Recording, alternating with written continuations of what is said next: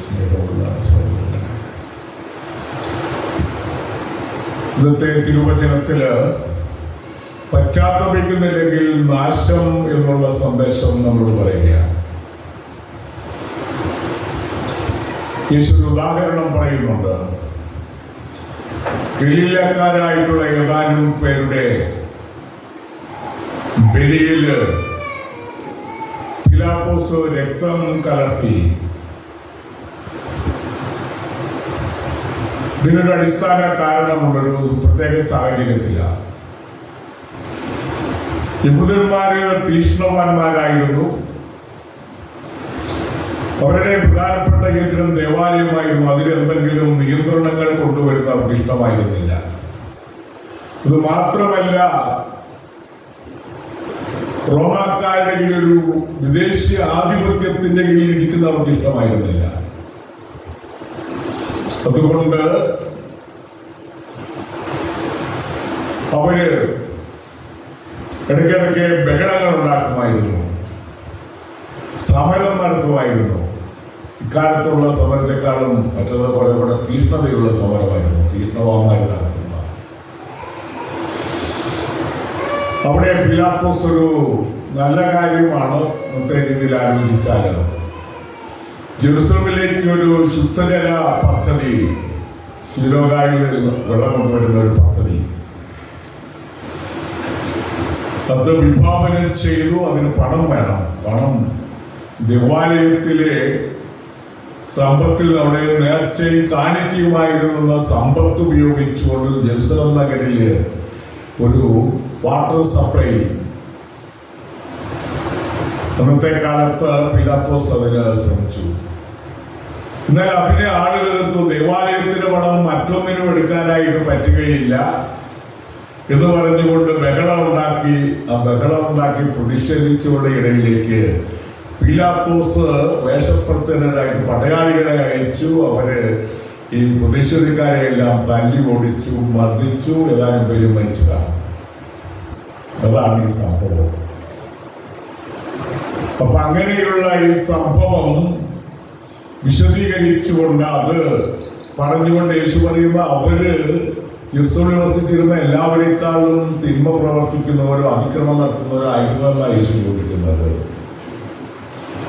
അല്ല എന്ന് യേശു പറയുന്നുണ്ട്. അനുദപിക്കുന്നില്ലെങ്കിൽ നിങ്ങളും ഇതുപോലെ നശിക്കുമെന്ന് യേശു പറയുന്നുണ്ട്. രണ്ടാമതായിട്ട് ശീലോഹായിൽ ഗോപുരം തകർന്നു വീണ 18 പേര്. പ്രകൃതി ദുരന്തങ്ങൾ ഉണ്ടാകാം, എല്ലാ കാലഘട്ടത്തിലുണ്ട്. അപ്പൊ ശീലോഹായിലെ ഗോപുരം ഇടിഞ്ഞു വീണു, അതുപോലെ വെള്ളപ്പൊക്കം ഉണ്ടാക്കുന്നു, കൊടുങ്കാറ്റ് വരുന്നു. ഇങ്ങനെ പ്രകൃതി ദുരന്തങ്ങളിൽ ആളുകൾ മരിച്ചു വീഴാറുണ്ട്. കുറെ വർഷങ്ങൾക്ക് മുമ്പ് ഒരു കല്യാണത്തിന് പോവുകയായിരുന്നു. ടീച്ചർ ബന്ധുക്കൾ റിട്ടയർ ചെയ്തവരാണ്. സാറിന്റെ ഭാര്യ ടീച്ചർ മാധുവതിയുടെ പ്രസിഡന്റ് ഒക്കെ ആയിരുന്നു. ക്ലിയർ പറയുക. ഇവിടെ ഒരു കല്യാണത്തിന് പോവുക. ഇന്നോവ കാറിലാണ് പോകുന്നത്. കുറച്ച് റിട്ടയർ ചെയ്ത് കുറച്ച് പ്രായമൊക്കെ ആയിട്ടുണ്ട്. അപ്പോൾ ഒരു കാറ്റ് വന്ന ഒരു മരത്തിന്റെ കൊമ്പ് ഇവർ യാത്ര ചെയ്തപ്പോൾ ആ കാറിന്റെ മുകളിലേക്ക് വീണു. ഒരാൾ അതിൽ അപകടത്തിൽ മരിച്ചു, മറ്റേ ആള് പേടിച്ചായിരിക്കും, അല്ലെ അറ്റാക്ക് വന്നിട്ട് മരിച്ചു. രണ്ടുപേരും മരിച്ചു. രണ്ടുപേരും ഒരു ദിവസം സംസ്കരിച്ചു. ഞാൻ അവിടുന്ന് സ്ഥലം മാറിയെങ്കിലും അടക്കിന് പോയിരുന്നു. അപ്പൊ ഈ സാറ് നല്ല മനുഷ്യനായിരുന്നു, ടീച്ചറും നല്ലവരാണ്. അപ്പോൾ ഈ നല്ലവരായിട്ടുള്ള ഈ മനുഷ്യർക്ക് സാറ് സഭയിലെ പറ്റിയുള്ള പല കാര്യങ്ങളൊക്കെ അറിയുന്ന ആളാണ്. ഹെഡ് മാസ്റ്ററായിട്ട് റിട്ടയർ ചെയ്യുന്നതാണ്. ഞാൻ പലപ്പോഴും സാറിൻ്റെ അടുത്ത് പോയി വർത്തമാനമൊക്കെ പറയുമായിരുന്നു. ടീച്ചറാണെങ്കിലും ആയുർവേദിയിലൊക്കെ ഒരു സജീവ സാന്നിധ്യമായിരുന്നു. അപ്പൊ അങ്ങനെ നന്മയുള്ള ഈ 2 മനുഷ്യർക്ക് എന്തുകൊണ്ട് ഈ ആപത്ത് സംഭവിച്ചു? അതാണ് ചോദ്യം. അപ്പോൾ അവര് എന്തെങ്കിലും തിന്മ ചെയ്തത് കൊണ്ടല്ല, ഇങ്ങനെ ദുരന്തങ്ങൾ ലോകത്തിൽ വരാറുണ്ട്. അത് കാണുന്ന മറ്റുള്ളവര് ജീവിതത്തെ മനസ്സാന്തരത്തിലേക്ക് നയിക്കണം എന്നുള്ളൊരു സന്ദേശമാണ് ഈ സംഭവങ്ങളൊക്കെ നമുക്ക് നൽകുന്നത്. അമേരിക്കയിൽ അടുത്ത കാലത്ത് കുറെ പെൺകുട്ടികളുടെ ഒരു ക്യാമ്പ് നടക്കുകയാണ് ഒരു നദീ തീർത്ത. അപ്പോൾ വേനൽക്കാല, വലിയ മഴയൊന്നുമുള്ള കാലമല്ല. ഒരു ടെൻ്റൊക്കെ അടിച്ച് കുറെ പെൺകുട്ടികളുണ്ടായിരുന്നു. ക്രിസ്ത്യൻ പെൺകുട്ടികളാണ്. ഇത് വിഭാഗമാണെന്നറിയില്ല. ഏതായാലും 4 മണിക്കൂർ കൊണ്ട് ഭയങ്കര മഴ പെയ്ത് 12 മാസം പെയ്യാവുന്ന അത്രയും വെള്ളം ഒഴുകി അതിൽ 50-ലേറെ ആളുകൾ, പെൺകുട്ടികളൊക്കെ ഒഴുകിപ്പോയി. പെട്ടെന്ന് വെള്ളപ്പൊക്കം ഉണ്ടായി. ഒരു നല്ല കാര്യത്തിന് വേണ്ടി, ക്രിസ്ത്യാനികളെന്ന നിലയിൽ നല്ല കാര്യത്തിന് വേണ്ടിയാ ഒരു നദീതടത്തിൽ ടെന്നുണ്ടാക്കി അവിടെ കഴിഞ്ഞത്. വേനൽക്കാലമായതുകൊണ്ട് മഴ പെട്ടെന്ന് പെയ്ത് അവിടെ തകരുമെന്ന് വിചാരിച്ചിട്ടല്ല, പ്രതീക്ഷയോട് കൂടിയാണെങ്കിലും ദുരന്തം സംഭവിച്ചു. ആയിരക്കണക്കിന് ആളുകളുടെ ഭവനങ്ങൾ നഷ്ടപ്പെട്ടു, കാറുകൾ ഒഴുകിപ്പോയി, കുറേയേറെ പേര് മരിച്ചു. അങ്ങനെ ഒരു ദുരന്തം ഏതാനും മണിക്കൂറുകൾക്കുള്ളിൽ സംഭവിച്ചതാണ്. അപ്പൊ അങ്ങനെയുള്ള ദുരന്തങ്ങൾ വരുമ്പോൾ ആ ദുരന്തത്തിന് അടിമപ്പെട്ടവര് മറ്റുള്ള മനുഷ്യരെക്കാളും മോശമാണെന്നൊന്നും പറയാൻ പറ്റുകയില്ല. പ്രകൃതി ദുരന്തങ്ങൾ വരുന്നു, നമുക്കത് മനസ്സിലാക്കാനായിട്ട് ശ്രമിക്കാനേ പറ്റുകയുള്ളൂ. അത് ഇതിനെപ്പറ്റി വിധി എഴുതാനായിട്ട് പറ്റുകയില്ല.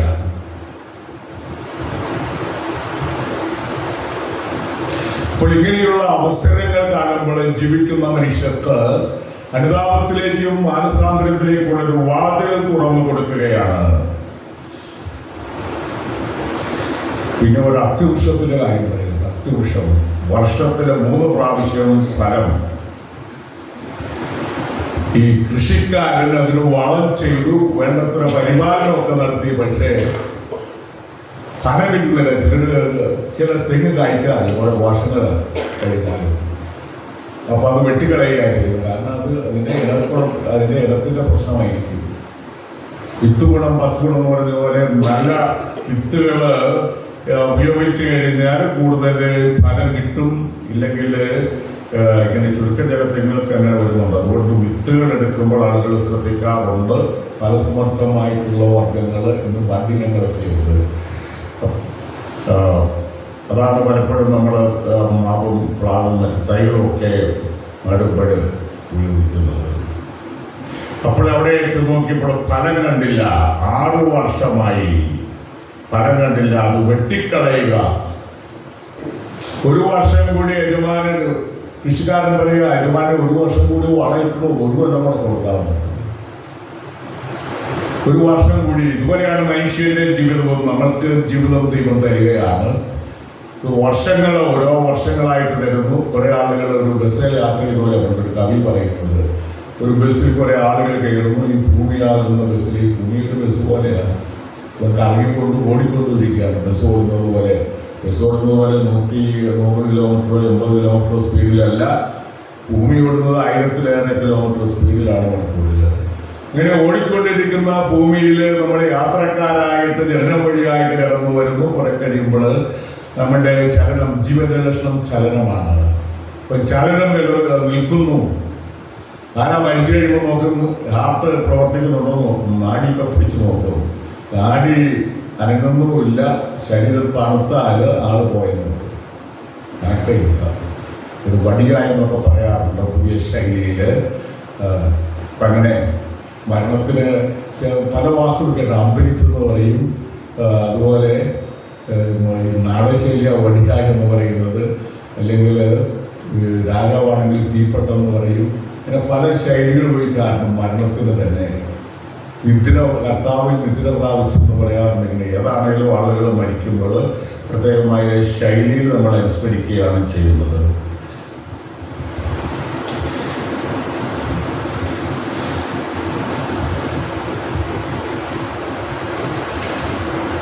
ഫലം വരുന്ന അത്തിവൃക്ഷം പോലെ നന്മയുടെ ഫലങ്ങൾ നൽകുന്നവരായിരിക്കണം നമ്മളെന്നാണ്.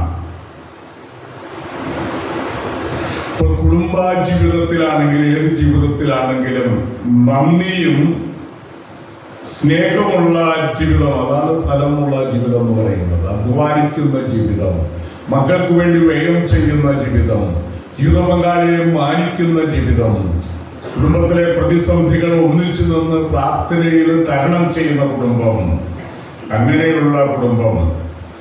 കലഹം വന്നു കഴിഞ്ഞാലും പറഞ്ഞു തീർത്ത് കലഹം നടക്കാത്തതുപോലെ വീണ്ടും മുമ്പോട്ട് പോകാൻ കഴിയുന്ന കുടുംബം. അപ്പൊ അങ്ങനെയുള്ള നല്ല കുടുംബം. കുടുംബത്തിലെ പ്രതിസന്ധി ഉണ്ടാകാൻ പഠിക്കാത്ത മക്കള്, ഈ ആധുനിക കാലഘട്ടത്തിൽ മയക്കുമരുന്നിന് അഡിക്റ്റ് ആകുന്ന കുട്ടികള്, തെറ്റായ കൂട്ടുകെട്ടുകളിൽ ഉൾപ്പെടുന്ന കുട്ടികള്, മാതാപിതാക്കളുടെ അറിവില്ലാതെ ആരുടെയെങ്കിലും കൂടെ ഇറങ്ങിപ്പോകുന്ന ചില പെൺകുട്ടികള്, ഇങ്ങനെയുള്ള പ്രതിസന്ധികള് കുടുംബത്തിൽ വരാറുണ്ട്. അത് മാതാപിതാക്കന്മാരെ വേദനിപ്പിക്കുന്നതാണ് ഇങ്ങനെയുള്ള പ്രതിസന്ധികൾ. അടുത്ത ദിവസം വായിച്ച് ഓർമ്മിക്കുക, ഒരു പെണ്ണിനെ കെട്ടിച്ചു. അവള് എല്ലാ ചെറുക്കനുമായിട്ട് തെറ്റിയിട്ട് വീട്ടിൽ വന്നത്. അത് കഴിഞ്ഞിട്ട് ബൈക്കിൽ കയറി രാത്രി എങ്ങോട്ട് പോകും, പിന്നെയും വരും. മാതാപിതാക്കന്മാർക്ക് അവരുടെ ജീവിത രീതി ഇഷ്ടപ്പെട്ടില്ല. കാരണം ഭർത്താവിന്റെ വീട്ടിൽ നിന്ന് വഴക്കുണ്ടായി വന്നത് ഇഷ്ടപ്പെട്ടില്ല, പിന്നെ ഇവരെ യഥേഷ്ടം നടക്കുന്നത് ഇഷ്ടപ്പെട്ടില്ല. അപ്പോൾ ഏതായാലും അവളെ ഒരാൾ പിടിച്ചു വെച്ച് എങ്ങനെയോ അവളെ കൊന്നു കളഞ്ഞതാണ്. ഇപ്പൊ മാതാപിതാക്കളെ അറസ്റ്റ് ചെയ്തിരിക്കുക. കേസ് ഇങ്ങനെ ക്രിമിനൽ കേസുകൾ നടക്കുന്നുണ്ട് നമ്മുടെ നാട്ടിൽ. അപ്പോൾ നല്ലൊരു കുടുംബമായി സാധാരണ മകളെ കൊല്ലാനായിട്ട് നിൽക്കുമോ? എങ്ങനെയാണെങ്കിലും സംഭവിക്കാൻ വരാത്ത ഒരു കുടുംബത്തിൽ സംഭവിച്ചു. മാതാപിതാക്കൾ രണ്ടുപേരും പ്രതികളായി. അടുത്ത കാലത്ത് നടന്നൊരു സംഭവമാണ്. അധ്വാനിച്ചാണ് പ്രവർത്തിക്കേണ്ടത്. എഡിസൺ ഇപ്പൊ നമുക്ക് ഇവിടെ വിളക്കുകളുണ്ട്, ഇലക്ട്രിക് ബൾബുകളുണ്ട്, അത് പരിഷ്കരിച്ച ട്യൂബുണ്ട്, ഇതൊക്കെയാണ് നമുക്ക് വെട്ടം നൽകുന്നത്. ഇലുമിനേഷനുണ്ട്. ഇതൊക്കെ ഈ ബൾബ് ആദ്യം കണ്ടുപിടിച്ചത് എഡിസണാണ്. എഡിസൺ ഒത്തിരി അമേരിക്കക്കാരനാണ് എഡിസൺ. ഈ ചില പ്രഗത്ഭരായിട്ടുള്ള മനുഷ്യർ സ്കൂളിൽ ഒന്നിനും കൂടിയില്ലാത്തവരായിരുന്നു. എഡിസൺ സ്കൂളിൽ 4ാം ക്ലാസ് ഏതാണ്ട് പഠിച്ചപ്പോ നീയൊരു മന്ദബുദ്ധിയാ പൊക്കോളാൻ പറഞ്ഞു വിട്ടതാ. പക്ഷെ അവന് വേറെ ചില കഴിവുണ്ടായിരുന്നു. അവനാണ് 10-100ഓളം കണ്ടുപിടുത്തങ്ങൾ നടത്തിയത്. സ്കൂളിലധികം പഠിച്ചില്ലെങ്കിലും അവന് വേറെ അഭിരുചികൾ ഉണ്ടായിരുന്നു. ഓരോ കുട്ടിയുടെ അഭിരുചി അനുസരിച്ച്, കഴിവുകളനുസരിച്ച് വളർത്തിക്കൊണ്ടുവരേണ്ട പരിതോവസ്ഥകളും സാഹചര്യങ്ങളും ഒരുക്കേണ്ടതാണ് വിദ്യാഭ്യാസം. അപ്പോൾ എഡിസൺ എങ്ങനെയൊക്കെ 2000ഓളം മോഡലുകൾ വസ്തുക്കൾ ഉണ്ടാക്കിയ അവസാനമാണ് എഡിസന്റെ കാലത്തെ അന്നത്തെ ബൾബ് ഉണ്ടാക്കാനായിട്ട് കഴിഞ്ഞത്. നമുക്ക് പോസിറ്റീവായിട്ടുള്ള ചിന്തകളാണ് വരുന്നത്. പോസിറ്റീവ് തിങ്കിങ് എന്ന് പറഞ്ഞു. തളർത്തുന്ന ചിന്തകളെല്ലാം അലസത, അധ്വാനിക്കാനായിട്ട് മനസ്സില്ലാതെ അലസരായിട്ടിരിക്കുക, പിന്നെ പരദൂഷണം, ജീവിതചര്യയിൽ പരദൂഷണം, മദ്യപാനം, പിന്നെ ആധുനിക തലമുറകളിലും ചിലരുടെ പിള്ളേരുടെ ഇടയിലും ഒക്കെ മയക്കുമരുന്ന്, അശുദ്ധി, മൊബൈലിന്റെ ദുരുപയോഗങ്ങള്, പിന്നെ മൊബൈൽ വഴിയായിട്ട് റമ്മി എന്തൊക്കെയാണെന്ന് അറിയത്തില്ല, മൊബൈൽ കളിച്ച് പണമൊക്കെ നഷ്ടപ്പെട്ടിട്ടുണ്ട്. പണ്ട് ചീട്ട് കളിച്ചായിരുന്നു പൈസ പോയിക്കൊണ്ടിരുന്നത്. ഇപ്പൊ ഒത്തിരി തട്ടിപ്പുകൾ മൊബൈലിൽ നടക്കുന്നുണ്ട്. അങ്ങനെ ലക്ഷങ്ങളും കോടികളും നഷ്ടപ്പെട്ട ആളുകളുണ്ട്. പലർക്കും ആർത്തിയാണ് പണം കൂടുതൽ ഉണ്ടാക്കണമെന്നുള്ള ചിന്ത. ഒരു ചെറുപ്പക്കാരനെ ഓർമ്മിക്കുകയാണ്. എൻ്റെ കല്യാണമൊക്കെ നടത്തിയത് ചെറിയൊരു പൊടിയൊടപ്പനാണ്. കുടുംബസ്ഥത്തോടെയൊക്കെ സ്ഥലം കിട്ടി. അത് കഴിഞ്ഞ് ഇവൻ ഈ വസ്തു ഒരേക്കറങ്ങ വിറ്റു. ഒരേക്കർ സ്ഥലം വിറ്റിട്ട് അവന് പിന്നെ പുറപ്പെട്ടു പോയി. പിന്നെ കൊച്ചൊക്കെ ഉണ്ടായിട്ട് കുറെ കാലം കഴിഞ്ഞാകും പൊങ്ങിയത്. ആ ഒരേക്കർ സ്ഥലം നഷ്ടപ്പെട്ടു. അങ്ങോട്ട് പോയി ചീട്ട് കളിച്ച് പൈസ കളഞ്ഞതാണ്. അപ്പൊ അതിന് ആധുനികമായിട്ടുള്ള ചില രീതികൾ മൊബൈൽ വഴിയായിട്ടൊക്കെ ഉണ്ട്, നെറ്റ് വഴിയായിട്ടൊക്കെ ഇങ്ങനെയുള്ള തട്ടിപ്പിന്റെ പ്രോഗ്രാമുകളുണ്ട്. അപ്പൊ അങ്ങനെ കാരണന്മാര് നമുക്ക് തരുന്ന സമ്പത്ത് അനന്തര തലമുറകൾക്ക് വേണ്ടി സൂക്ഷിച്ചു വെക്കേണ്ടതാണ്. അത് തിന്നുകുടിച്ച് ഇങ്ങനെ കളിച്ചും ലോട്ടറി എടുത്തു അങ്ങനെയൊക്കെയുള്ള പല ചിലർക്ക് ലോട്ടറി ഭ്രാന്തമുള്ളവരുണ്ട്. 10,000 രൂപയ്ക്കൊക്കെ ലോട്ടറി ഒരു മാസം എടുക്കുന്ന വീരന്മാരൊക്കെ ഉണ്ട്. ഏതായാലും അങ്ങനെ നഷ്ടപ്പെടുത്താൻ പാടില്ല.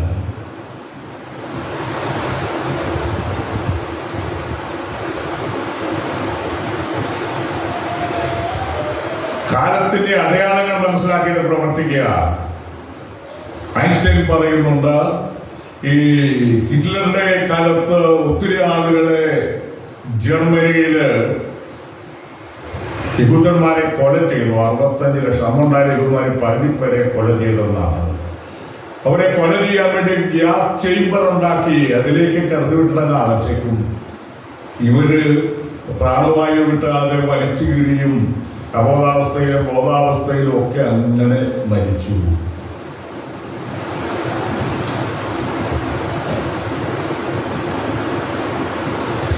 അന്നത്തെ മാർപ്പാപ്പ 12-ാം പീസിനെതിരെ ഒരു ആരോപണം എഴുതിയും മാർപ്പാപ്പ ഒത്തിരി കാര്യങ്ങൾ ചെയ്തു. സഭയുടെ സ്ഥാപനങ്ങളിൽ ഒത്തിരി യഹൂദരെ രക്ഷപ്പെടുത്തിയിട്ടുണ്ട്. അതിന് വേണ്ടതെല്ലാം മാർപ്പാപ്പ ചെയ്തു. ഈ അന്ന് ഹിറ്റ്ലർ റോം ആക്രമിക്കുമെന്നുള്ള പേടിയുണ്ടായിരുന്നു. അതുകൊണ്ട് വത്തിക്കാൻ രേഖകളൊക്കെ വേറെ ഒരു സ്ഥലത്തേക്ക് ഡ്യൂപ്ലിക്കേറ്റ് രേഖകൾ ഉണ്ടാക്കി മാറ്റിയെന്നാണ്. ജീവിതത്തിന്റെ മാനസാന്തരത്തെ പറ്റി ദൈവശാസ്ത്ര വിശുദ്ധ തോമസ് അക്വിനാസ് പറയുന്ന 5 കാര്യങ്ങൾ പറഞ്ഞുകൊണ്ട് നടത്തുകയാണ്. ഒന്നാമതായിട്ട് കൺവിക്ഷൻ, തിരുത്തൽ വേണമെന്നുള്ള തിരിച്ചറിവ്. അതാണ് കൺവിക്ഷൻ എന്ന് പറയുന്നത്. ജീവിതം ഇങ്ങനെ പോയാൽ പോരാ, തിരുത്തിയാലേ ശരിയാവുകയുള്ളൂ. രണ്ടാമതായിട്ട് കൺട്രീഷൻ, അനുദപിക്കാനും അനുസാന്തരപ്പെടാനുള്ള സന്നദ്ധതയാണ് കൺട്രീഷൻ എന്ന് പറയുന്നത്. മൂന്നാമതായിട്ട് കൺഫഷൻ, അതാണ് ഏറ്റുപറച്ചില്. സഭയുടെ ഉപസ്ഥാനത്തിന്റെ അനുരത്തിനോ അതിനു വേണ്ടിയുള്ളതാണ്. അടുത്തതായിട്ട് കൺവേർഷൻ, പാപവും സാഹചര്യങ്ങളൊക്കെ ഉപേക്ഷിക്കുക എന്നുള്ളതാണ്. മയക്ക് ഉപയോഗിക്കുന്നവരാണെങ്കിൽ വേണ്ട എന്ന് വെക്കുക, കൂട്ടുകെട്ടുകൾ വിടുകയും ചെയ്യണം, ചികിത്സയ്ക്ക് പോകണം. അത്ര എളുപ്പമൊന്നുമല്ല രക്ഷപ്പെടാനായിട്ട്.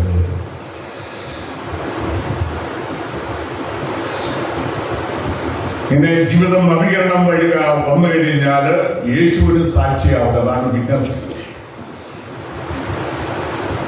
വിശ്വാസം ഏറ്റുപറയുക, വിശ്വാസം എടുത്ത് ജീവിതത്തെ ക്രമീകരിക്കുക. ഇതാണ് അനുതാപത്തിന്റെ മനസ്സാന്തരത്തിന്റെ വിവിധ വശങ്ങൾ. വിശുദ്ധ കുർബാനയിൽ നമ്മൾ ആദ്യം പ്രാർത്ഥിച്ചു തുടങ്ങി അനുരഞ്ജിതരായി തീരാം. അനുരഞ്ജനം ജീവിതത്തിന് മുഖമുദ്രയായി തീരാൻ ദൈവം അനുഗ്രഹിക്കട്ടെ. പിതാവിന്റെയും പുത്രന്റെയും പരിശുദ്ധാത്മാവിന്റെയും നാമത്തിൽ.